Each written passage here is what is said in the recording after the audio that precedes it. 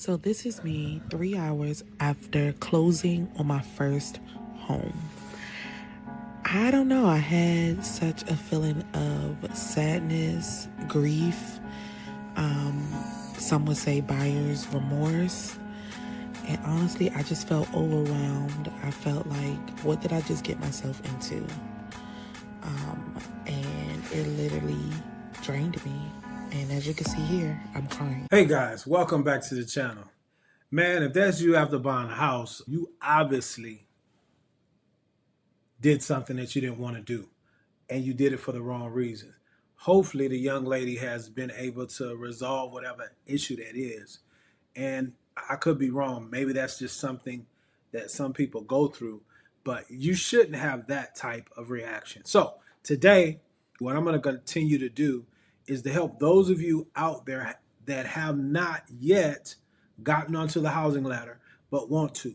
We're going to spell out as plainly, as clearly, as succinctly as possible what you need to understand before you buy a home. Homeownership is a great thing when it's done the right way. And with all of the content that I'm seeing from folks that bought during the pandemic, I can tell it was done from a social media lens, from a pressure lens, from a fear of missing out lens. You want to save this video, share it with anybody that you think might want to get onto the housing ladder, because we're going to help you prevent this type of emotion when you get ready to get into a home, because on this channel, we simplify the home loan process. Leg up. I do not regret much, but I do regret buying my house, and I bought my house in 2023 at 28 years old. All right, so the couple I want to share from my personal experience, number one is lack of flexibility. Number two is HOA and assessment cost. Number three is total opportunity cost. Then we have underestimating the total cost of home ownership, as well as added stress and social pressure and financial false signaling that comes with home ownership. So for number one, lack of flexibility. So when you buy a home, it ties you to one place. You have to pay to get into the house, and you don't get that money back. It doesn't go towards the house, and you have to pay to sell the house. And it is very costly and it's very risky. So in a down market, if you have to sell for whatever reason, you can lose money. And if you can sell, you might end up being a accidental landlord, and even at worst, a long distance landlord. And that is a whole nother topic, which is not the easiest. Here's the first thing for you, potential home buyer, is you must understand when buying a home, the minimum amount of time you need to be comfortable with staying or living in that one place is 5 years. And I think that is a short period of time. I'm rethinking that, and I'm thinking 8 years should be the minimum time frame that you expect to sit down in one location. If it's sooner than that, you really have to understand why it is that you're buying. And if you can answer that question, how long am I going to be here? That would mitigate the first issue that he's having. This is not the poly market. It's not the prediction market. This is not the stock market. You're not buying options. We're talking primary resident. That will deal with the flexibility or lack thereof, because we're not talking about investment properties. You have to determine how long you're going to be in a location. So hopefully that makes sense. I don't want to ramble or repeat myself. And so let's move on to his second point. Is HOA costs. So some homes, single family residents have HOA, and some condos have HOA. So my condo in Miami, when I purchased in 2023 and I signed the documents, it was $700 a month. I know it's crazy. Well, January 1st of 2024, it went up to $1,000 a month in HOA fees. So HOA fees don't build any equity, and they always increase over time. Very hardly do they decrease, and yet I found out very quickly. So also, there's added assessments and special assessments, which raise the total cost. And that also just happened to me January 1st of 2025. Let's hit his second point with HOAs. So now, HOAs have gotten a lot of publicity over the last couple of years with the advent of social media and all these platforms. You have to realize that when it comes to online media, even with what I'm doing, the goal is to get attention so that the platforms that we're on can sell advertising dollars. Now, understanding that, you have to understand that every homeowner association isn't bad. Okay. That's number one. Number two, he mentioned Miami. He mentioned condo. You can remember back a couple of years, they had that condominium that collapsed. And so now that that has happened, that tragedy happened, there's a rule that was put in place that anything that was over 40 years old, I believe, because most of those condos are, they have to be reassessed and recertified to make sure that they're structurally sound. Well, now you, as one of the members of the association in one of those condos, you have to share in that cost. And some people have been hit with $100,000 assessment fee. Here's the deal, guys. This is stuff you know before you owe. And I think, not to make light of his situation, but here's the deal. You have to determine what type of owner you want to be, and then you have to consider the full matter. Let me explain. Most people want HOAs because you don't want to do the maintenance. Well, here's the truth of the matter. All homes, regardless of type, require maintenance. If you do not want to pay for said maintenance and you get onto the property ladder and you go into a homeowner association, well, whatever that association and those bylaws and covenants are saying is going to be a shared cost, you need to know that up front and not make your decision based upon what has happened in the past, but potentially what could happen in the future. So this is where you ask questions of your realtor. Hopefully you had one to ask, what is the financial health of the HOA? What are some of the things that aren't in the pictures and the listings that's under the hood that you might have to understand? But here's the deal. Even if you checked all those things and nothing happened at that time, no one knew that condominium was going to collapse a couple of years back, which caused a recertification rule for all of these condos. So what I'm saying with that is this: you cannot account for everything.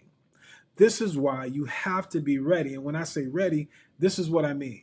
You cannot get in by the skin of your chinny chin chin. You have to have bandwidth, runway to be able to adjust when disasters, catastrophes come about. You don't have to buy. You can buy outside of the homeowners association, but you can't have everything. You have to understand that, hey, if I don't buy in the HOA area and my neighbor wants to put up a pink chicken coop and have alligators, that's what you paid for. This is gold for you that have not bought yet. And the takeaway is this: read the covenants and the restrictions before you get into the neighborhood, or find a home that does not have HOA requirements, and understand the pros and cons of both situations. Hopefully that makes sense. Let's continue. The third one on my list is opportunity cost. I personally put down 25% down payment in order to purchase my home. 25% of the purchase price of my home is a lot of money. So if I would have invested that in like a low cost index fund like the S&P 500 or just a total stock market index fund, I would have made a lot more money because the market has done a lot better. I understand that buying a home is a long-term play, but again, that money is locked up into the equity of my home, and I do not have access to that unless I were to take out a loan against my home or home equity line of credit, which is no chance, doesn't make sense, don't do it. Everybody looking in the rearview mirror saying what they shoulda, coulda, would have done. And hindsight is 2020. My question to him, or anyone that brings up this argument, is why didn't you invest in the market? And more times than not, it's because there was a valid reason for him and or them to have purchased. Okay? Something was going on in his life that said, hey, I need to buy a home. most people that I'm running into today that I'm able to prevent from buying and having this type of heartburn or remorse, they're wanting to buy because their rent has gone up. Rent is going to continue to go up. It's a business, respectfully. And so most people have a point of diminishing returns where they say, hey, I'm not paying no more than this in rent because it doesn't make sense. But if you don't answer that very first question and say, you know what, am I going to be here 5 years minimum, 8 really to be sure, then I don't need to do that. If I'm young and moving around and don't want to feel like I'm tied down, don't buy a primary residence if you want to invest. The third thing I would say to his point is hindsight is 2020. Most of you that are watching, you were around when Bitcoin was $1,600. Why didn't you buy then? You can't get caught up in trying to catch a falling knife. You're going to cut one of your extremities off. You have to buy a home based upon 7 reasons. Maybe we'll put that video up here but ultimately the house provides utility, especially your primary residence. Okay, so you know you're going to park that money for a period of time, and so that's not money you're going to use. So what the S&P 500 did over the last 5 or 6 years is a moot point. You should have put your money over there, but there's a reason that he bought, and I think he bought wrong. He probably should have continued to rent because he really didn't answer those questions, nor did he have a professional that was able to present those types of questions to him, in my opinion, to get him to think otherwise. Or maybe he did and he just didn't listen. But you get the benefit of hearing his excuses, because I hear these excuses a lot and they really aren't good excuses because you are in control of every one of those scenarios. Let's move forward. So the next one ties into the second one, which is underestimating the total cost of ownership. So not fully accounting for principal, interest, HOA, possible assessments, maintenance, rising flood insurance, property insurance, property taxes. All of this goes into the total cost of ownership for a home. Some people just think they can afford the payment and don't really understand exactly what goes into the payment. And every time the water doesn't work, plumbing issue, any issue, there's no little maintenance request. You are the maintenance request. You are that guy. You have to figure it out and you have to pay for it. So people don't account for those unexpected. Now, I will give him this. This is the first thing I have compassion for him on, because everything else that he said, that's a decision that you make and you really didn't understand your why. But this one, I think as professionals, we have to do a better job of painting this picture to get you to understand and not overlook it because you're worrying about a commission. Again, I've talked 3 people off of the housing ladder this week because they're not ready. Now, they might go somewhere else and buy, but they can't say that they didn't have this conversation. And this is the conversation that I'm speaking about, as he's stating, when it comes to maintenance. Here's the deal. If you follow these tried and true formulas, you'll be okay. Whatever the square footage of your home is, your domicile that you're looking to buy, you must be able to take 14 cents times the square footage, and whatever that number is, that money needs to be, it's like an additional cost, a bill that you have monthly from the beginning of the time that you move in to the end. Now, that calculation comes from the VA loans. VA loans are some of the best loans on the planet. And they're 100% financing, meaning there's no down payment on most of the VA loans. But the people that qualify for those loans, more times than not, are some of the best performing loans. And the reason is because there's a net calculation when you're doing those loans, and they want to make sure that you have residual income. A part of that calculation is that they take 14 cents per square footage for your maintenance. You may hear it a different way. You may hear that you need to put 1% of the value of your home back into the home yearly, okay? And this is what's not being explained to people. I deal a lot with ladies, and The number one reason they want a new home is subconsciously what they're saying is, I don't have any maintenance on the home because it's new. And that's not true. It could be brand baby new. You have to maintain the property. Either 1% of the value of the home a year needs to go back into it, because everything in your home, just like your body, every year it's getting a year older. It's depreciating.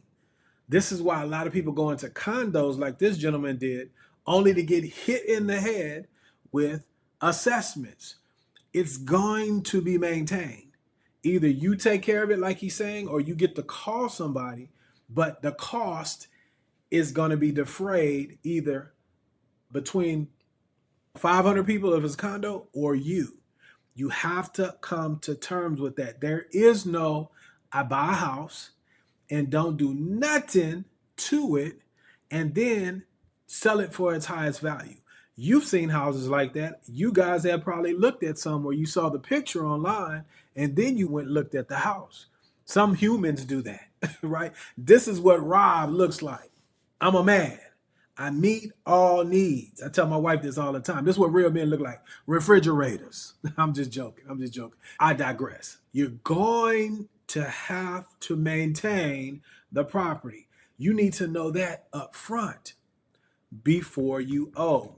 There's no way around it. So 0.14 cents times the square footage, or 1% a year of the value of the home should be going back into the home, so that if you do have to leave before the 5 or 8 years, you can get the most out of the home because you maintained it. You ain't sucked all the life out of it and then think you're going to get top dollar. You guys know I ain't lying. You seen some of the listings. Let's move forward. All right, so two more that kind of are together is, one is added stress. Owning a home increases mental stress and financial pressure. It hasn't really improved the quality of life. A primary residence, in my opinion, is a lifestyle choice. It is not an investment. An investment property that you've ran the full numbers and you can put tenants in and you can cash flow positive, that is an investment. I understand that. But a home for you to live in as a personal residence is not an investment. So why did you buy, sir?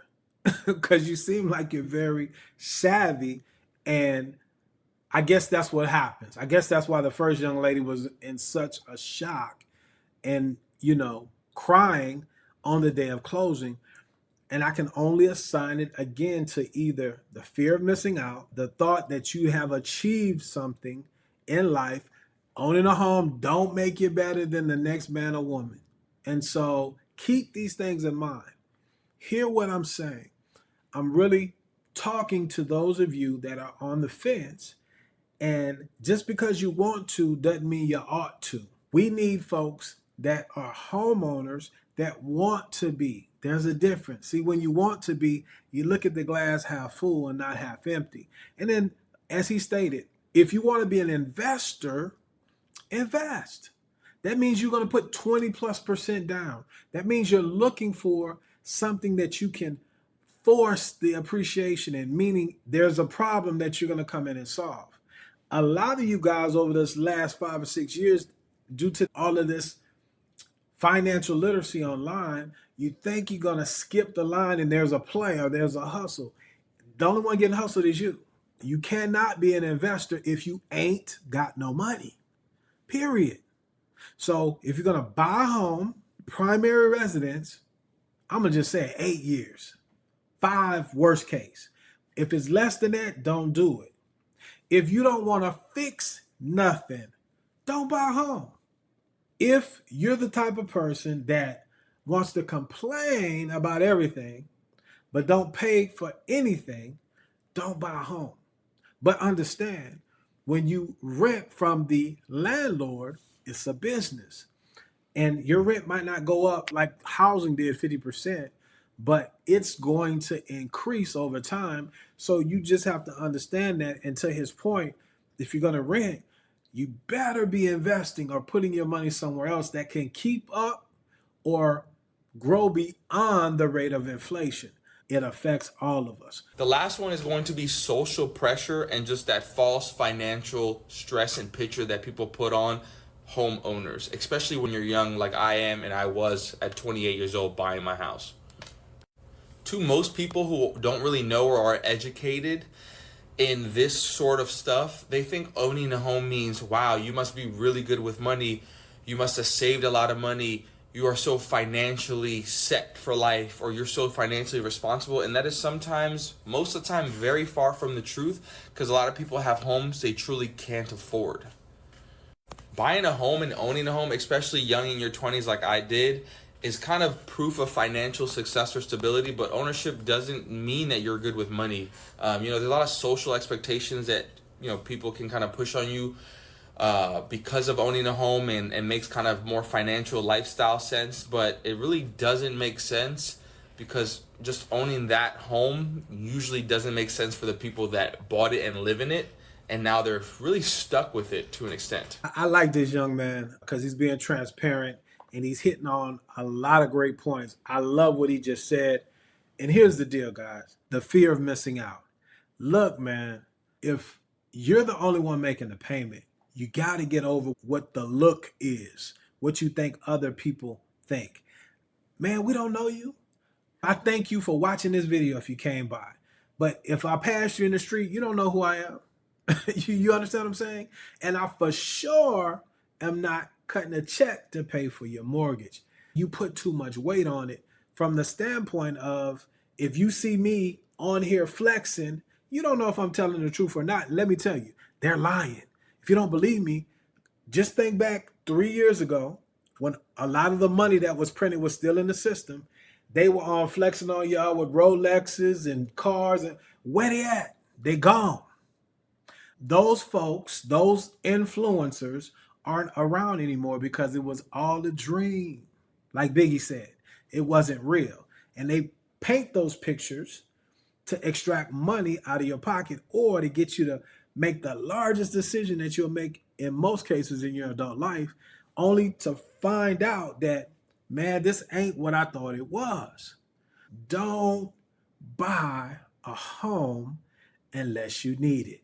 There's life events that make sense. And when you buy a home because life requires it, that's a great start. From there, you have to understand, I have to maintain this home. I have to have money. I have to invest in it. Then from there, I might have a HOA or something of that nature. I need to understand, why don't you get on the board? A lot of these folks that complain about homeowner association communities, they probably don't even go to the meetings. Facts, right? But you could get on the board. You could go to the meetings. Know what's going on. Read the covenants and the restrictions before you get into a community. Decide if that's what you want to do. Understand, if you get into a condominium, there could be major repairs, and those costs are going to trickle down like everything in life. Understand that there's taxes, man. It's always been the case. It's not just now because you want to buy a home. That's the way it is. So when you understand all of these things, let me calm down. I get passionate because I don't want you guys to struggle. I want you to own if that's what you want to do. You see what I'm saying? So when you understand all these things, life, home ownership is a blessing because you knew all these things beforehand. Shout out to the creators. I appreciate you guys being honest up front and bringing a lot of stuff out that potentially will help you. If you're in the community and you're watching this and you have some insight, some solutions, drop them down in the comment. I thank you in advance for everybody because I know they'll appreciate it. If you've watched all of this and you said, you know what, Rob, I'm ready. I understand all those things, and yes, I'm ready to get onto the housing ladder. I just don't know what next step to take. If you're looking for a lender, I'd like to put my name in that hat. And this is the process. It starts off with a conversation. My contact information is linked in the top comment or in the description of this video. Let's have a conversation. 15 minutes, it's free, it's on me.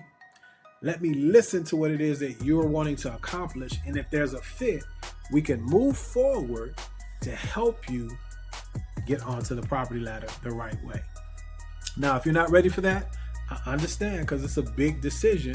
The good news is YouTube is here, right? And we have a lot of videos like these here where you can continue to watch and educate yourself until the time you're ready to make the next step. My time is up, but I thank you for yours.